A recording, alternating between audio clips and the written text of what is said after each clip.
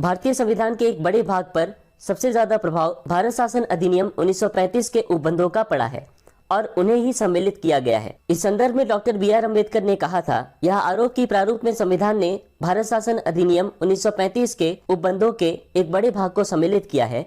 मुझे इसके लिए कोई क्षमा याचना नहीं करनी है। ली गई विषय वस्तु के कारण शर्मिंदा होने जैसी कोई बात नहीं है। इसमें कोई साहित्यिक चोरी नहीं है। संविधान के मूल विचारों पर किसी का पेटेंट अधिकार नहीं है। तो दोस्तों, जानते हैं विभिन्न स्रोत और उनसे ली गई विशेषताओं के बारे में। भारत शासन अधिनियम 1935 से राज्यपाल का कार्यालय, संघीय तंत्र, न्यायपालिका, लोक सेवा आयोग, आपातकालीन उपबंध एवं प्रशासनिक विवरण लिए गए हैं।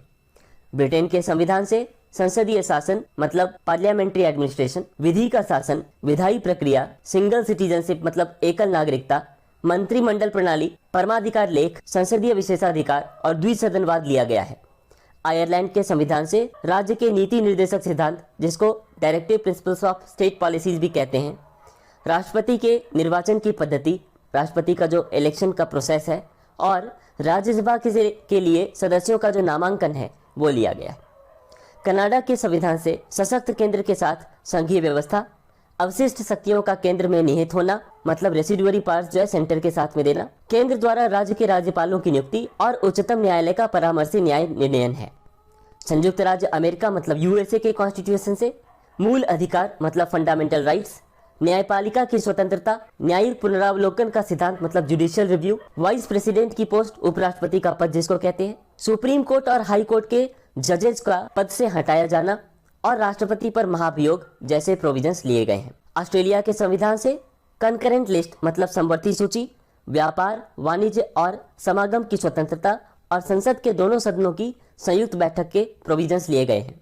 जर्मनी के वाइमर संविधान से आपातकाल के समय मूल अधिकारों मतलब फंडामेंटल राइट्स का सस्पेंशन मतलब स्थगन जैसे प्रोविजंस लिए गए हैं। फ्रांस के संविधान से गणतंत्रात्मक और प्रस्तावना में स्वतंत्रता, समता और बंधुता के आदर्श लिए गए हैं।